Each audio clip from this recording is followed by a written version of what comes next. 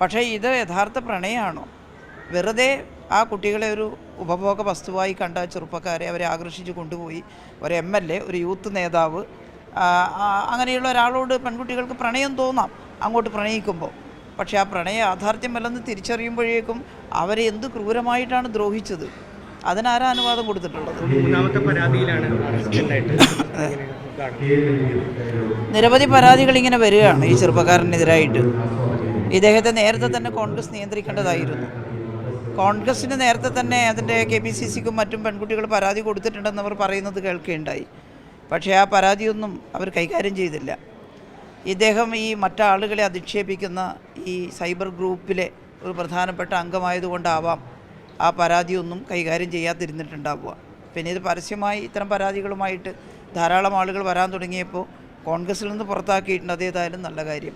പക്ഷെ അതുകൊണ്ട് മാത്രമായില്ല, അവർക്ക് കുറേ കാര്യങ്ങൾ അറിയുന്നതാണ് എന്ന് ഞാൻ വിശ്വസിക്കുന്നു.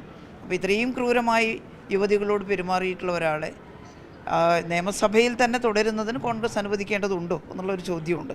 അത് അവരാണ് ആലോചിക്കേണ്ടത്. കോൺഗ്രസ് പറയുന്നത് തങ്ങൾ പ്രാഥമിക അംഗത്തിൽ നിന്ന് പുറത്താക്കി, അതുകൊണ്ട് അവരുടെ പ്രശ്നം തീരുന്നില്ലല്ലോ. കാരണം കോൺഗ്രസിൽ നിന്ന് പുറത്താക്കിയത് ശരി തന്നെ, പക്ഷേ കോൺഗ്രസിന് കിട്ടിയ പരാതികളുണ്ട്. അതെല്ലാം വെച്ച് കോൺഗ്രസിൻ്റെ ടിക്കറ്റിൽ മത്സരിച്ച് വന്ന ഒരാൾ കോൺഗ്രസിൻ്റെ MLA ആയിട്ട് അവിടെ തുടരേണ്ടതുണ്ടോ എന്ന് അവരാലോചിക്കട്ടെ. ഇത് ഈ പെൺകുട്ടികൾ ആദ്യം പരാതി പറയാൻ ധൈര്യപ്പെട്ടിരുന്നില്ല എന്നാണ് കേട്ടത്.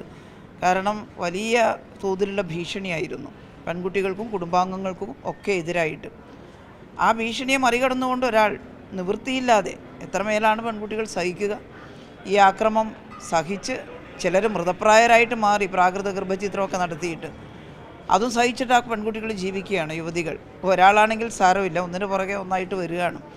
അപ്പോൾ ഒരാൾ പരാതി പറഞ്ഞപ്പോൾ മറ്റുള്ളവർക്കും ധൈര്യം കിട്ടിയിട്ടുണ്ടാവും. അങ്ങനെയാണ് ഇപ്പം മൂന്നാമത്തെ പരാതിയും വന്നിട്ടുള്ളത്. എന്തായാലും നല്ല അന്വേഷണം നടക്കണം. ഒരു ജനപ്രതിനിധി എന്നുള്ള നിലയിൽ, യുവജനങ്ങളുടെ ഒരു നേതാവ്, കോൺഗ്രസ് യൂത്ത് വിങ്ങിൻ്റെ നേതാവ് എന്നുള്ള നിലയിൽ ഉത്തരവാദപ്പെട്ട സ്വഭാവം കാണിക്കേണ്ട ആളാണ്. അത് കാണിച്ചില്ല. അതുകൊണ്ട് മാതൃകാപരമായിട്ടുള്ള ശിക്ഷ കിട്ടണം ഈ പറയുന്ന കുറ്റകൃത്യം ശരിയാണെന്ന് തെളിഞ്ഞാൽ.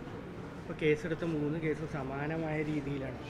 അതെ, അതിൽ പറയുന്നത് ഏകദേശം ഒരുപോലെയാണ്. ഈ പെൺകുട്ടികളെ വിവാഹം കഴിക്കാമെന്ന് പറഞ്ഞ് പ്രേമം നടിച്ച് കൂടെ കൂട്ടുക, എന്നിട്ട് അവരോട് വിവാഹം കഴിക്കണമെങ്കിൽ ഗർഭിണിയാവണമെന്ന് പറയുക, മാത്രമല്ല അവരെ റേപ്പ് ചെയ്യാനാണ് ആഗ്രഹം എന്നൊക്കെ പറഞ്ഞു എന്നാണ് കേൾക്കുന്നത്. എന്തൊരു പ്രാകൃത മനസ്സാണ്. മനുഷ്യർ തമ്മിലുള്ള ബന്ധം എന്ന് പറഞ്ഞാൽ പ്രേമിക്കുന്നതിനൊന്നും യാതൊരു തടസ്സവുമില്ലല്ലോ. ഒരു യുവാവും യുവതിയും പ്രേമിച്ചാൽ എന്താ കുഴപ്പം? പക്ഷേ ഇത് യഥാർത്ഥ പ്രണയമാണോ? വെറുതെ ആ കുട്ടികളെ ഒരു ഉപഭോഗ വസ്തുവായി കണ്ട ചെറുപ്പക്കാരെ അവരെ ആകർഷിച്ച് കൊണ്ടുപോയി ഒരു MLA, ഒരു യൂത്ത് നേതാവ്, അങ്ങനെയുള്ള ഒരാളോട് പെൺകുട്ടികൾക്ക് പ്രണയം തോന്നാം അങ്ങോട്ട് പ്രണയിക്കുമ്പോൾ. പക്ഷേ ആ പ്രണയ യാഥാർത്ഥ്യമല്ലെന്ന് തിരിച്ചറിയുമ്പോഴേക്കും അവരെ എന്ത് ക്രൂരമായിട്ടാണ് ദ്രോഹിച്ചത്. അതിനാരാ അനുവാദം കൊടുത്തിട്ടുള്ളത്? ആ പെൺകുട്ടികൾ ആക്രമിക്കപ്പെടുകയായിരുന്നു, പലരും ട്രാപ്പ് ചെയ്യപ്പെടുകയായിരുന്നു എന്നുള്ളതാണ് മനസ്സിലായത്. അതും കേട്ടാൽ അറക്കുന്ന, ഞാൻ സൂര്യനെല്ലി കേസിൻ്റെ സമയത്താണ് ഇത്ര കൊടിയ പീഡനത്തെക്കുറിച്ച് കേട്ടിട്ടുള്ളത്. ഇത്തരത്തിലുള്ള റേപ്പ് കേസുകളിൽ ഏകദേശം അതിന് സമാനമായിട്ടുള്ള പീഡനം അനുഭവിച്ചു എന്നുള്ളതാണ് ഈ പെൺകുട്ടികൾ പറയുന്നത്. അവരുടെ കയ്യിൽ അതിന് തെളിവുണ്ടാകാം, ഉണ്ടെങ്കിൽ പോലീസിൽ ഹാജരാക്കട്ടെ, കോടതിയിലെത്തട്ടെ. അപ്പോൾ ഇത്രയും വലിയ ക്രിമിനൽ കുറ്റം ചെയ്ത ഒരാളെ ദീർഘകാലം സംരക്ഷിച്ചു എന്നുള്ളത് കോൺഗ്രസ് ചെയ്തിട്ടുള്ള തെറ്റാണ്.